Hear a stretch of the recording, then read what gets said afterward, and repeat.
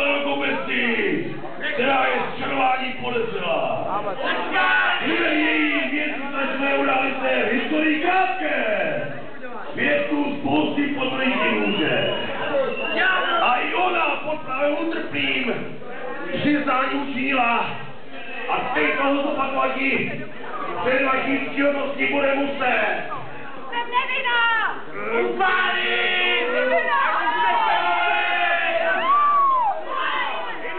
Já se za provinění předložit ti mohu. Tak například naše matka církev nám 10. přikázání předkládá. V jednoho Boha věřit ti budeš. A hle, tato osoba víru odmítá a o nedělích místo modlitby mezi stejny svými stroje ďábelské svíra zlořečeným nástrojem webzvaným i ostatní od Boha odlákává. Kupinu mohodnou už vytvořila, přestože když nejednou do si například dál na ně zlé skutky se sílá. Co nám na to nekrecí? Čarodějnice zlá! Protože tomu věřití máme, že Ilek Odrávka motorku Jiřího Petru Zlatého poškodila a že v ďáblu se ozval náhle svilýho Harleje. Snad také kdo pouze není. Pomážení se krásně vidět můžete, teda je tato žena prohraná. Ano, do Itálie centra zbožnosti svého partnera nalákala. Tam však defekt kola způsobiti se nebála.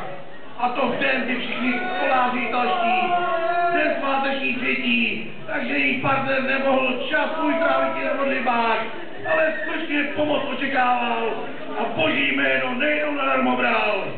Pro píchrotovou tygra za to smrt zaslouží.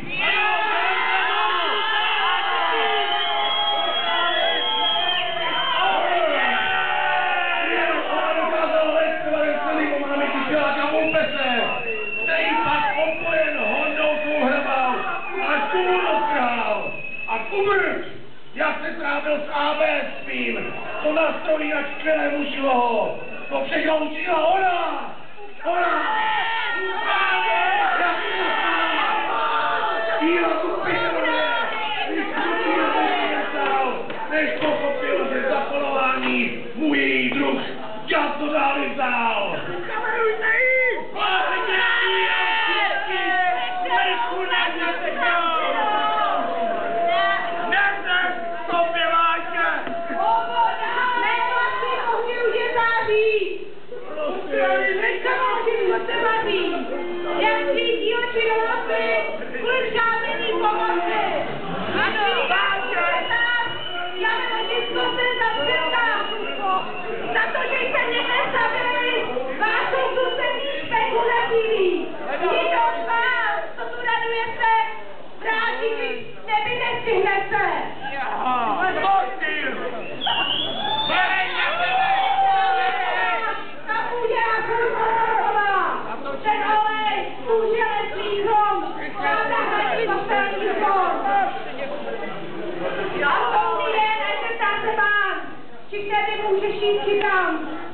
Pán se ptá, co ty? Co já na vás upekla? Upeklo mi páně, svý kočíky. Ušikněte se na pořád, pro vás se padí jistí řád. Upečem se v ohni jako čarodějnici.